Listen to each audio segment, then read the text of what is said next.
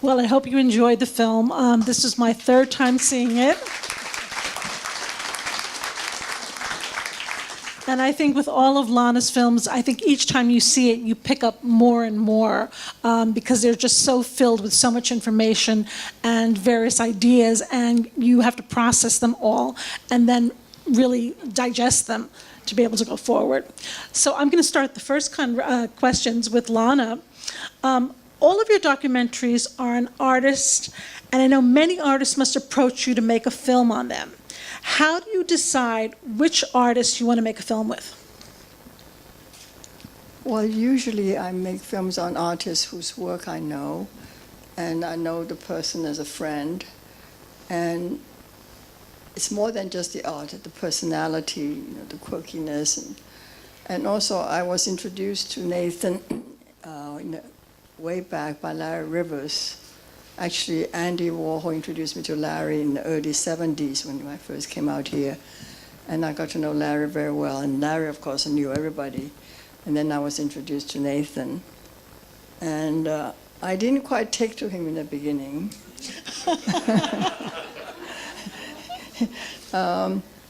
He was very kind of outgoing, expansive, and a little almost intimidating, for me anyway. But as time went on, I got to know him better through other mutual friends. And the film came about because we were all at the Alexandra Fairweather's wedding in St. Moritz, the end of last year. And one morning, Nathan and I were having breakfast talking. And so before that, I had made a film called Moment in Time on 12 Hamptons artists. And Nathan was one of the artists that was in the film. The footage was shot in video in the 1990s, so 20-some years ago. So from that, I already know about his work, which I liked very much. And then, anyway, fast forward to last year, December in Switzerland, we were having breakfast and talking about films. I don't know how he came up about talking about the Hamptons, A Moment in Time, that film. And I think Nathan said, well, it'd be really nice to have a film. I said, yeah, it'd be nice to have a film on you. So I said, well, I'll make a film on you under one condition. And he said, well, what's that? I said, if I can cut your beard on camera. And he kind of looked at me, and I know Julie, his partner, had always told me, forget it, you will never go near that, he won't let anybody touch it. So when I put out a question, well, Nathan, you want a film on you? How about cutting your beard on camera? And his answer was, all right. So I thought, so in the beginning I was going to do a shorter film. And when we came back in the spring, I looked through all Nathan's old archival footage, and having a big ego that he does, he filmed everything, home movies, videos. So I poured through hours, hundreds of hours of old footage. The more I looked into all that, the more I find really interesting material, especially with his kids. And he was, I thought, terrific father also, actually. And so the more I spent many hours looking through everything, and then decided there was actually a much bigger film there. So then that's what happened. I proceeded to work on it, and then filmed the segments out here in Sag Harbor. So Nathan, what was the inspiration for you to have a film done on yourself? None. I didn't think anybody would want to make it. I said, well, it's kind of daunting, But the bet, I just want to give it a whole bet that we did in St. Moritz. I said, I'll make a deal with you. I said, okay, I'll shave your beard. And I said, if I can shave you. And she said, but I'm Chinese, I don't have any hair. I said, okay, you win. I said, that's how it was. And thank you. It's his brainchild. She really thought of it, did it, put it together, convinced me, and you did a great job. And salute you and Matt, the people that did that. Thank you. And one other correction is about Julie. She didn't chase me. I was afraid of her because she is so talented. She's got so much energy. She's so beautiful. She's just a world on her own. So I was playing possum, actually, because I just was. Aside from that, it's what's there in the film. I mean, what was the question, by the way? Well, I'm going to go to the next one anyway. How did it feel to see yourself on the big screen and review your life's accomplishments? Well, it's the second. I don't know. I don't really know how it feels. It feels nice. You know, it's kind of. I didn't think it was the way she put it together. It's not what I envisioned. But then when I looked at what she did, it's just beautiful. It's choppy. It's kind of. It just gets to the essence of things without being too long, and which I like. You know, kind of. It's chat chat chat. You know, which is wonderful. It's strange to watch your life, but it wasn't bad. I was lucky, you know. Lana, how involved do you allow your artists to be when you're creating a film? None. He's right. No, the things I know Nathan has a big ego, and he's kind of What's with the controlling. ego thing? And so anyway, with all the artists I work with, they're usually good friends and whose work I've known, and I like them, obviously. And I always made it very clear from the get-go that, you know, I have final say to the film. I'm the filmmaker, and I usually don't show them the segments as I'm editing the films. But at some point with a rough cut, you know, they can come in and look at it. If there's any inaccuracies, you know, they can point it out, and any suggestions, I certainly will listen. But I have the final say. And because we all respect each other as artists and filmmakers, if they have to respect my choices, and I respect their work. So I've never had any problem with that, actually. But I'm in control with the film. Absolutely. As an artist, can you tell me what has been the most rewarding experience for you so far, Nathan? Money. When you can sell it and make another one, I guess, essentially, because as I guess Chuck Loss said, that if you got to wait for inspiration, you're never going to make it as an artist. That's there already. If it's not there, you just can't. So that's all there, and you have all these ideas, but you need the resource to just, so that's always, and how do you keep going, I guess? You have to get paid for it. So the idea of getting paid to be an artist was strange to me. I didn't grow up quite like that, you know. And all of a sudden I was getting paid for it, and I liked doing it, and I didn't have a boss, you know, so on my own. So it gives you a certain freedom, and if you succeed a little, you know, you've done it. You can build it. Did most of your commissions come from your gallery, or did they come from other sources? Both, you know, galleries, architects, designers, you know, it's the whole Mixture. yeah, it's a whole milieu of and I guess in a way that material, it's not by design, became kind of available to architects and designers, because it's my original idea, you can make these, you know, frescoes that can travel, you know. So it's not like canvas that's very fragile or something. It lasts, you know. The first commission I did was a hotel in a lot.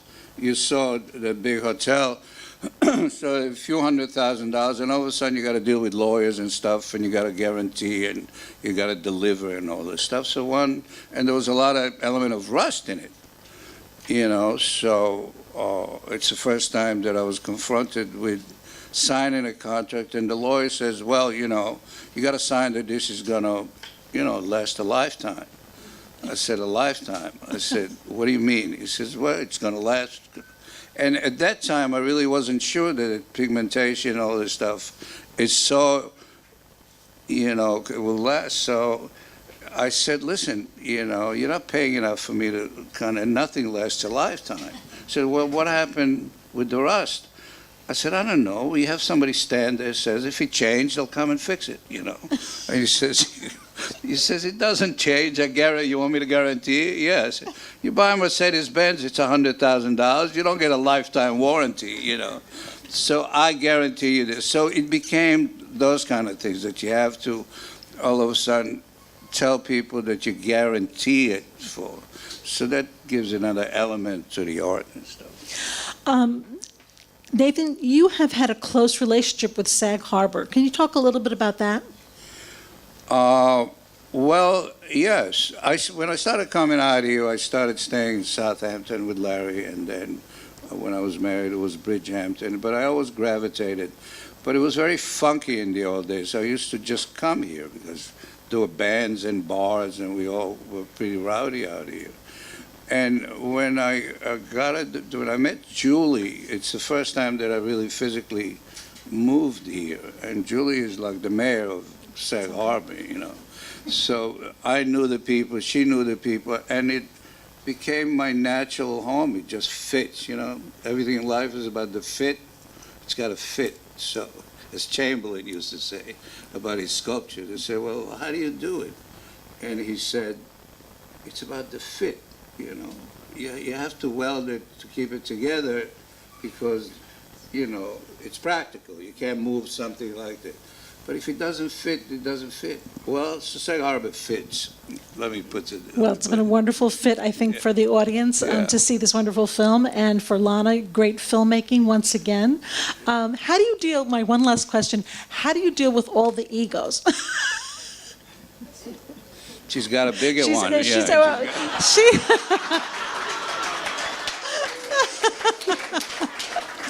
That's only in his mind. When you think Ask about my it, you've good dealt friends. with Larry Rivers and Right. John Chamberlain. I mean, some major egos. Well, I think, you know, I come from a very conservative Chinese background, so it's always the woman's very quiet and submissive. And so I actually rebel against that from a very young age. And I might be kind of shy and intimidated by a lot of these men, Sure. but I assert myself, and I've been accused of being aloof. I think it's just kind of a defensive mechanism against advances, and kind of say, you know, I'm quite independent, I know myself, so don't, like, and I don't know, but most of these artists I work with are always good friends, and I always love their work as well as their personalities. They all have incredible, interesting personalities, and I think makes it for wonderful films. And someday, you know, when we're all gone, these films will be always there, and young people can see the process of these works being evolved, and the artist's ideas, and how the works are made, and then the final, you know, works are seen. And I think it's a wonderful thing to have that for the generations to come. Absolutely. I think the documentary films that you've done on the artists really preserve their heritage and their lineage. And aside from the work themselves standing up, really gives us insight into what they're all about. So thank you so much, Lana. Thank you, Nathan. Thank you.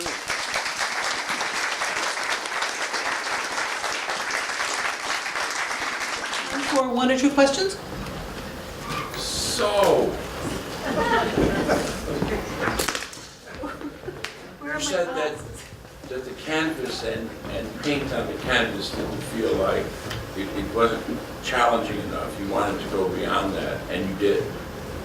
And watching the way you used rust and metal and allowed rust to do what rust does, and allowed nature to, I couldn't help but wonder what you think about what might be the next step in this process, which is artificial intelligence. Because you're dealing, you unlike painters before you, you're dealing with I think you want to ask the next guy. Spielberg knows more about it than I do. And next comes after the molecular level of things, becomes kind of the deeper level, the atomic level of things. And I just wonder if your mind is there with that. Actually, just the opposite. I think I'm going backwards. You know, I'm a little more ancient than forward. Because when you grow up, I guess this was Roman ruins, you know. So when you walk on the sand by the beach and you put a little sand out, there's a mosaic floor that's been 1,000 years.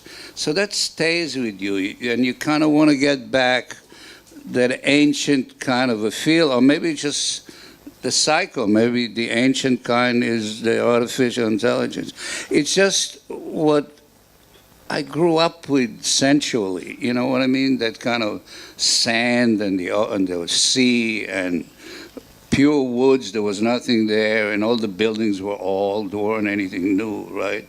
So I guess I just trying to recreate that in my experience as a child because I didn't want to leave, and I was kind of, it's like an orphan or something that I was taken, and I want to go back. Do you know what I mean? Yeah. If that answers the question. Next question. Yeah. Lana, you had such an enormous amount of material to work with and such a long association with these artists. And, you know, many of your colleagues who are also documentary filmmakers here, everyone is faced with this question of, when have I told the story? So I guess I'm asking you, in working with this material, was there a moment where you said to yourself, I've told the story about this artist that I wanted to tell? Well, it's interesting because as I look through all the old archival footage that Nathan had, plus the home movies, I realized it was a daunting project to try to put it together as a film. So I separated it into segments like children, ex-wife, work. He has basically 3 different studios. The first one was in New York, Hudson Street, and then Williamsburg, and then Bridgehampton. So I kind of separated the different areas, different periods of his life, and then I edited each segment on its own, and then weaved it together, trying to find transitions, so on. As you know, you're a filmmaker yourself, the hardest part is to try to weave it together to make some sense out of it and have a thread and continuity. And of course, film, you can't have it too long, things, it's not a book. So you have to sometimes cut it. And also, it's interesting to always have some humor. And Nathan supplies plenty of that. So it was really wonderful to work on this film, and we did it pretty fast, too. Thank you very much.